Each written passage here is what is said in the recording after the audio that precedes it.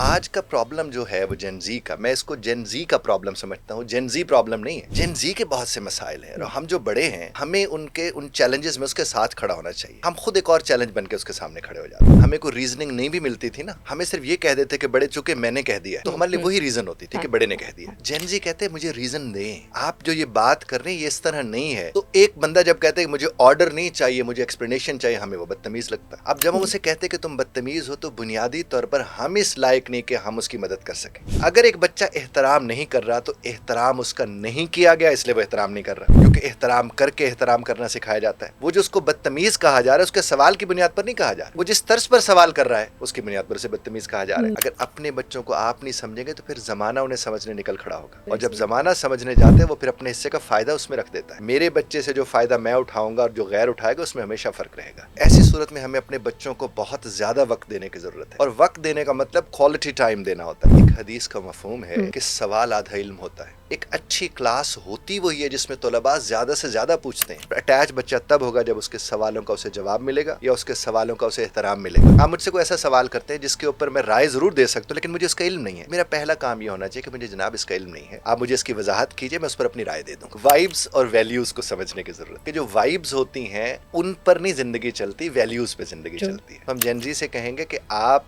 हमारी जिम्मेदारी है, हम अभी आपकी जिम्मेदारी नहीं है, हमें समझने की जरूरत है। आपको अगर समझाना है तो वो हमने समझाना है, लेकिन आपको समझ के समझाना है। जो आजकल जनरेशन है हमारी जेन ज़ी, वो इस वक्त उसका मसला सिर्फ एक नहीं है, उसके कई मसले हैं। अगर हम स्ट्रेट अवे रिलेशनशिप की बात करें या किसी को पसंद करने की बात करें, यूनिवर्सिटी में बात करें, तो आपको क्या लगता है कि क्या कंडीशंस होनी चाहिए, क्या बाउंड्रीज होनी चाहिए किसी को पसंद करने के लिए, या फिर स्पेशली आजकल की जनरेशन के हिसाब से?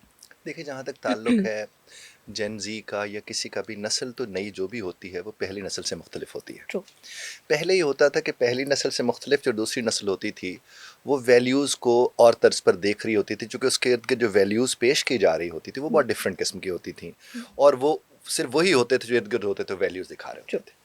लेकिन आज का प्रॉब्लम जो है वो जेनजी का, मैं इसको जेनजी का प्रॉब्लम समझता हूँ, जेनजी प्रॉब्लम नहीं है। अच्छा। जेनजी के बहुत से मसाइल हैं और हम जो बड़े हैं हमें उन चैलेंजेस में उसके साथ खड़ा होना चाहिए। हम खुद एक और चैलेंज बन के उसके सामने खड़े हो जाते हैं। बिल्कुल ऐसे ही है। अब देखिए, मिसाल के तौर पर एक जेनजी कोई भी, यानी आज का जो नौजवान है, वो जब एक रील देखता है तो हर नई रील एक नई कहानी है। बिल्कुल। अब जब वो इतनी कहानियां उसको देखनी है, फैसला करने की उसमें ताकत नहीं है, उसको कहीं सिखाया नहीं गया, तो वो तो उसमें उलझ के रह जाता है। ट्रू। और फिर क्या होता है कि पहले हमें कोई रीजनिंग नहीं भी मिलती थी ना, हमें सिर्फ ये कह देते कि बड़े चुके मैंने कह दिया है, तो हमारे लिए वही रीजन होती थी हाँ कि बड़े ने हाँ कह दिया। हाँ। जेन जी कहते हैं मुझे रीजन दें, ट्रू। आप जो ये बात कर रहे हैं ये इस तरह नहीं है, फला साहब इस तरह कह रहे हैं, साउथ अफ्रीका में ऐसे कहा जा रहा है, कनाडा में ऐसे कहा जा रहा है, वहाँ वो तो बीसियों तारीफें आपके सामने डेफिनेशंस लेकर आ जाते हैं, ट्रू। एक्सप्लेनेशंस लेकर आ जाते हैं। तो वो कहता है मुझे एक्सप्लेन करें, हमें आदत है हुक्म देने की। तो एक बंदा जब कहता है कि मुझे ऑर्डर नहीं चाहिए, मुझे एक्सप्लेनेशन चाहिए, हमें वो बदतमीज लगता है। एग्जैक्टली। अब जब हम उसे कहते हैं कि तुम बदतमीज हो, तो बुनियादी तौर पर हम इस लायक नहीं कि हम उसकी मदद कर सकें, ट्रू। और हम उसे कह रहे हैं कि तेरी मदद ही नहीं हो सकती, तू तो ठीक ही नहीं है, तू तो कि बदतमीज है, तुम तू तो ये दिमाग कर, से ही नहीं तेरा खाओ। दिमाग ही ठीक नहीं है। हम्म। हालांकि ऐसा बिल्कुल नहीं है। उनके इतने ज्यादा चैलेंजेस हैं कि आपको और हमें उनके लिए पढ़ने की जरूरत है। ट्रू। ये जो पॉडकास्ट हम कर रहे हैं ये भी हम अवेयरनेस के लिए कर रहे हैं बिल्कुल ऐसे ना, ही है। जेनजी के लिए भी और पेरेंट्स के लिए भी। ट्रू। तो हमारे पास जितने भी बच्चे हैं हमें उनको सुनना है, समझने के लिए। सुनने के लिए सिर्फ नहीं सुनना। पहले ये होता था कि आप किसी को सुनने के लिए सुन लेते थे, वो खाली हो जाता था, नोवर एंड आउट। या। अब आप किसी को कितना खाली करें, 2 मिनट बाद वो फिर भर जाता है, ट्रू। क्योंकि उसके अंदर बहुत कुछ मौजूद है जो उसके पास आ रहा है। ऑब्वियसली हमने इतनी इन्फॉर्मेशन गैदर की हुई होती इतनी है। इन्फॉर्मेशन है और वो इन्फॉर्मेशन का कोई फिल्टर ही नहीं है। या। आप कुछ खोले कुछ निकल आएगा, फिर आप जो निकल आएगा, अगर आपको पसंद आ गया तो उससे जैसा फिर 20 और निकल कर आएगा, एल्गोरिदम। वो आपको अलग। तो या। ऐसी सूरत में हमें अपने बच्चों को बहुत ज्यादा वक्त देने की जरूरत है, और वक्त देने का मतलब क्वालिटी टाइम देना होता है। तो जेनजी को क्वालिटी टाइम चाहिए फ्रॉम पेरेंट्स। और क्वालिटी टाइम क्या है? जब उसे लगे मुझे सुना गया है समझने के लिए, जब उसे लगे कि मेरे जुमले की कोई वैल्यू है, मैं इन कैफियत से गुजर रहा हूँ, उन कैफियत को समझने वाले लोग मौजूद हैं, ये मुझे हील कर सकते हैं। और जो हील करने गए हुए हैं उनके चाइल्डहुड ट्रॉमास चल रहे हैं, बिल्कुल ऐसा ही है। वो खुद हील्ड नहीं है। वो कैसे किसी को हील करेंगे? उन्हें पता था कि अब्बा लफड़ मार देता था, वो कहते हैं मैं अब लफड़ मार दूंगा, वो कहते हैं नहीं, मेरे लिए आप एक्सप्लेन करें, मुझे रीज़न दें। और वैसे भी जवीरिया जी, रीज़नेबल होता वही है जिसके पास रीज़न होती है। एग्जैक्टली और वैसे आजकल जब क्वेश्चन करते हैं ना तो इस सवाल करने को भी बहुत गलत समझा जाता है कि आपने फॉर इंस्टेंस आपने कहीं पे आप काम कर रहे हैं, आपने वहाँ पे सवाल कर लिया। अब मेरे साथ 2-3 दफ़ा ऐसा हुआ कि इंसान के जहन में एक बात आती है, अब सवाल करते हैं कि अच्छा ये चीज़ ठीक नहीं है, ये मेरे साथ जस्टिफाइड नहीं है। पहले की जनरेशन शायद नहीं पूछती थी, वो बेचारे चुप करके काम करते रहते थे। हमसे अब एक्सपेक्ट भी यही किया जा रहा होता है कि चूंकि अब आपको इतना इतना ही मिलेगा और आपने इतना हमें पे बैक करना है। और फिर वहाँ पे आप सवाल करते हैं कि जो जस्टिफाइड नहीं है चीज़ें वो भी गलत हैं, चाहे वो आपका इंस्टीट्यूशन हो, चाहे वो आपके कोई टीचर हो, चाहे वो आपकी वर्क प्लेस हो, हम सवाल करते हैं। तो क्या आपको इसको पॉजिटिव समझते हैं या वाकई समझते हैं कि हद से गुजर रहे हैं? देखिए, एक हदीस का मफ़हूम है हम्म, कि सवाल आधा इल्म होता है। या, हम हदीस के इस मफ़हूम के ऊपर भी जवीरिया जी अमल करना शुरू कर दें, हम्म, तो हम क्या किसी बच्चे को पूछने से रोकेंगे?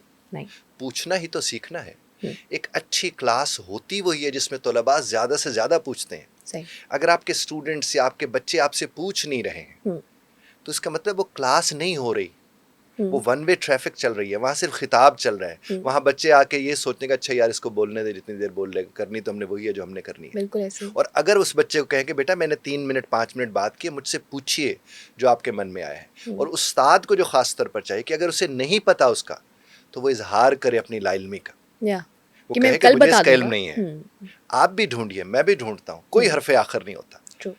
अब उस्ताद अपने आप को सिर्फ इन्फॉर्मर समझता है। अब उस्ताद का इन्फॉर्मल वाला रोल तो रोल ही कोई नहीं है। बिल्कुल। उस्ताद का किरदार ये था कि वो इन्फॉर्मर नहीं बने, बल्कि वो साथ मिलके एक्सप्लोर करे, एक्सप्लोरर बने उनके या, साथ, कि हम मिलके इसको दरियाफ्त करते हैं। तो जब वो एक ही कश्ती के मुसाफिर होंगे, मिलके दरियाफ्त कर रहे होंगे, तो उसके नताज क्या निकलेंगे? वो रिलेट कर जाएगा। अब जब वो आइसोलेट कर जाते हैं, रिलेट नहीं करता, तो बच्चा उसके साथ अटैच कैसे होगा? और अटैच बच्चा तब होगा जब उसके सवालों का उसे जवाब मिलेगा, या उसके सवालों का उसे एहतराम मिलेगा कि ट्रू। मैंने पूछा है तो एहतराम की नज़र से उसको देखा गया। और अगर उसको लाइल में थी तो उसने उसका इजहार किया। एक मॉडलिंग है उस्ताद की। मैं कई जगह जाता हूँ जब क्वेश्चन आंसर्स के ऊपर हम इंटरव्यूज़ की सेशंस करा रहे होते हैं, तो मुझसे अक्सर जो पूछते हैं वो लोग जो ट्रेनीज होते हैं कि सर अगर हमें सवाल का जवाब ना है तो हम क्या करें? मैं कहता हूँ बताएं, हमें नहीं आता। इसमें कोई शर्म की किस बात नहीं कदर है। रिलैक्स हो जाएंगे। और शर्मिंदगी तो वो है जब आप ज़बरदस्ती जवाब दे रहे हैं बिल्कुल सही जो बात है। आपको नहीं पता। अब बना बना के, अब आपके सामने मैं हाजिर हूँ, हम्म, आप मुझसे कोई ऐसा सवाल करते हैं जिसके ऊपर मैं राय ज़रूर दे सकता हूँ, लेकिन मुझे इसका इल्म नहीं है। हम्म, तो मेरा पहला काम ये होना चाहिए कि मुझे जनाब इसका इल्म नहीं है, हम्म, आप मुझे इसकी वजाहत कीजिए, मैं उस पर अपनी राय दे दूंगा। ट्रू। क्लैरिटी हो जाएगी। ना एग्जैक्टली। कोई मैं बर्डनाइज होऊंगा, ना आप बर्डनाइज हम्म, होंगे, ना हमारे नाजरीन हाजरीन सामीन कोई बर्डनाइज होंगे। एम्बैरेसमेंट नहीं होगी, कोई जितना आप एम्बैरेसमेंट कैजुअल चलते हैं आप उतने अच्छे नहीं, लगते अच्छे हैं, लगते राइट? हैं। बिल्कुल ऐसा ही, बिल्कुल ऐसा ही। तो सवाल करना और स्पेशली राइट्स के लिए बोलना एक और जेनजी के लिए बुरी बात समझी जाती है कि ये ना सिर्फ अपने हक के लिए बोलते हैं बल्कि इतना ज़्यादा बोलते हैं कि जैसे पुरानी जनरेशन में होता था कि वो एहतराम करते थे, उनको एहतराम का नाम दिया जाता है। मुझे नहीं पता वो एहतराम वाकई था या बेचारे दब जाते थे किसी चीज़ से। लेकिन आजकल ये कहते हैं कि हर चीज़ में आपको राइट्स चाहिए, हर चीज़ में आपकी जो मेंटल हेल्थ है वो इफेक्ट हो जाती है और आपको अपनी जहनी सेहत का बड़ा ख्याल है। अब एक दो हमने रेजिग्नेशन ऐसे देखे जेनजी की तरफ से, बच्चों की तरफ से, कि उन्होंने रिज़ाइन इसलिए कर दिया कि भाई मेरी वाइब्स नहीं मैच हो रही, मुझे मज़ा नहीं आ रहा है जगह पे। तो आप इसको कैसे देखते हैं? हाँ, अच्छा एक तो मैं आपको बताऊं, वाइब्स और वैल्यूज को समझने की जरूरत है। ओके। कि जो वाइब्स होती हैं उन पर नहीं जिंदगी चलती, वैल्यूज पे जिंदगी ट्रू। चलती है। ठीक है, अच्छा उसने खैर उसका देखें, उसने अपने इख्तियार का इस्तेमाल किया। या।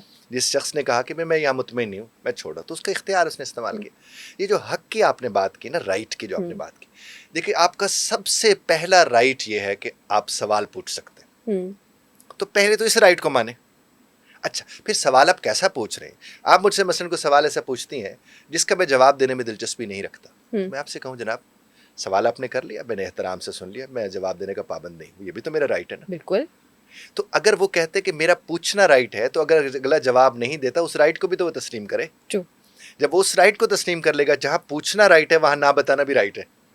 बिल्कुल सही बात है। अच्छा, उसके बाद उससे फिर कोई दिक्कत नहीं होगी।